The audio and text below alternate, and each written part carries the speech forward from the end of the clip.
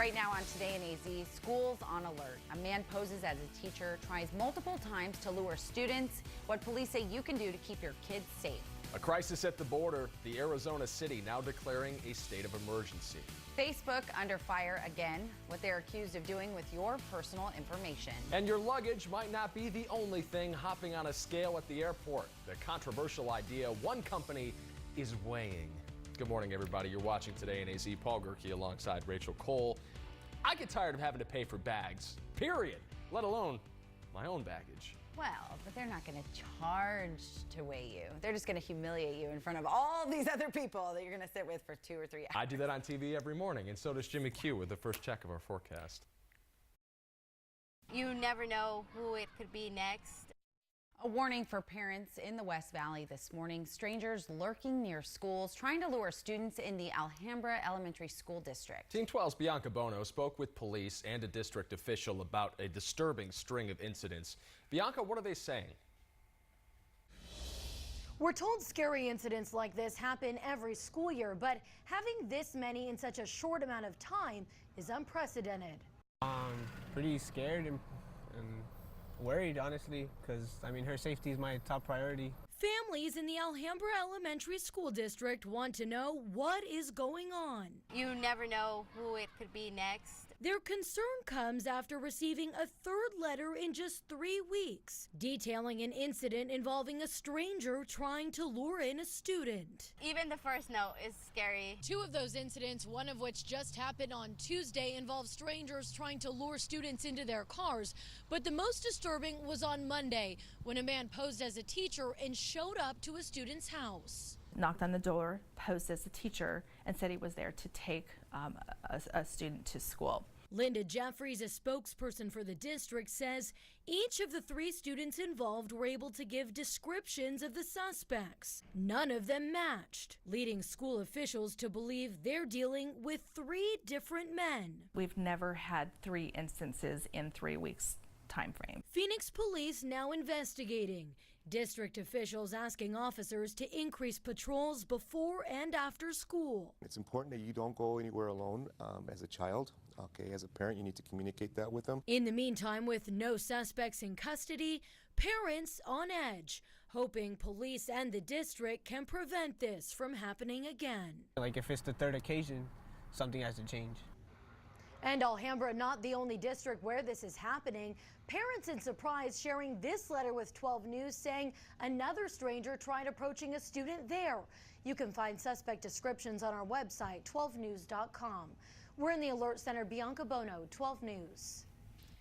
Bianca, thanks. Developing now, the city of Yuma has declared a state of emergency over the influx of migrants being released into the community. Yuma Mayor Doug Nichols signed the declaration last night, saying the migrant shelter can only hold 200 people, and it exceeded capacity yesterday. Customs and Border Protection released 130 people from the facility. They say more than 1,000 migrants have been apprehended in the last 3 days in Yuma alone. Nichols is looking for a FEMA-type response to deal with the crisis. The emergency declaration now heads to Governor Ducey's desk. And of course, this comes as 360 migrants from Central America surrendered to Border Patrol agents in Tucson.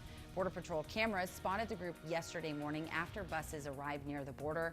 Border Patrol agents say they were part of 3 large groups. A Valley mother's family feels justice was not served after a jury found Robert Interval guilty of second, not first-degree murder in the death of his girlfriend, Christine Mustafa.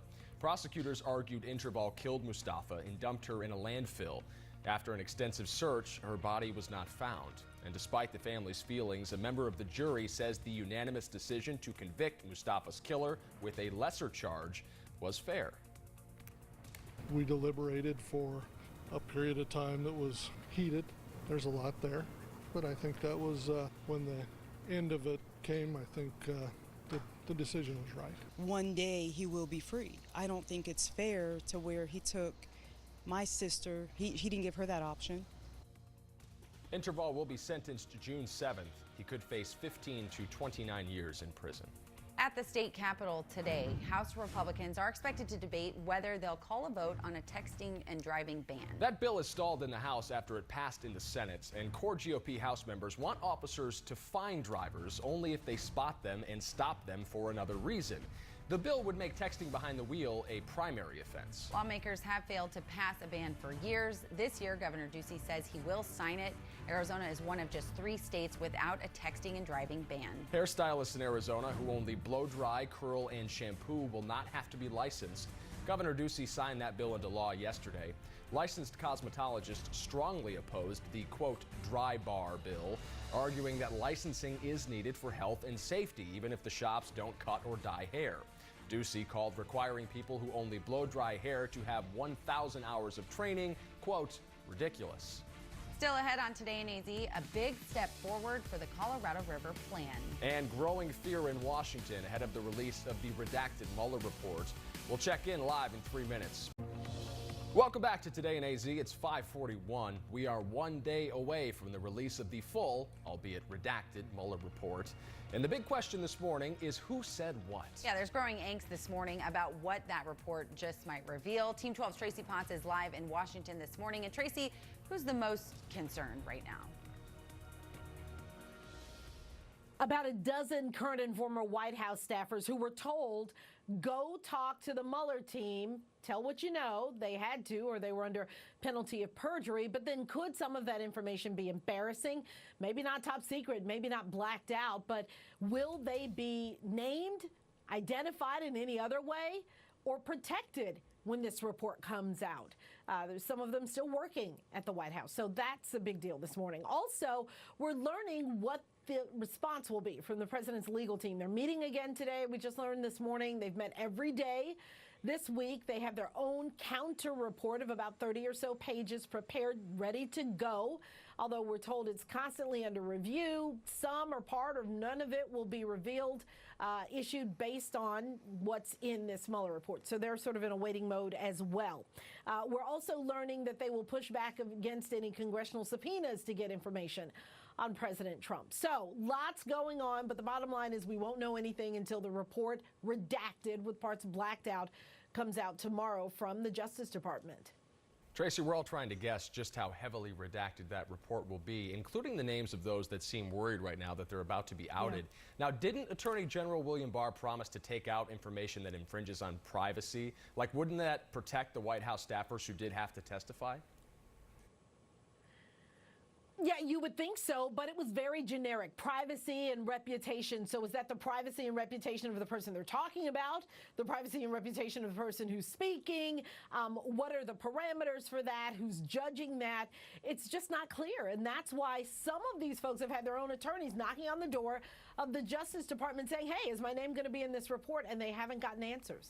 Yeah, lawyering up just in case. All right, Tracy Potts live for us in D.C. this morning. Thanks a lot, Tracy. President Trump has signed the Colorado River Drought Contingency Plan. He made the announcement on Twitter, thanking Senator Martha McSally, calling this a, quote, big deal for Arizona.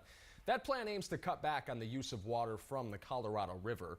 Arizona has the lowest priority access to that river water and will be hit the hardest. The state negotiated a separate agreement to provide other water sources for farmers between Phoenix and Tucson. Senator Martha McSally will visit Yuma Air Station today. She'll meet with commanders about the changes that need to be made to address sexual assault in the military. McSally revealed last month that she was raped while serving in the Air Force. Now she's putting together a task force to reduce sexual abuse in the service. It's 5:44. Let's get a check of our commute. Vanessa Ramirez standing by.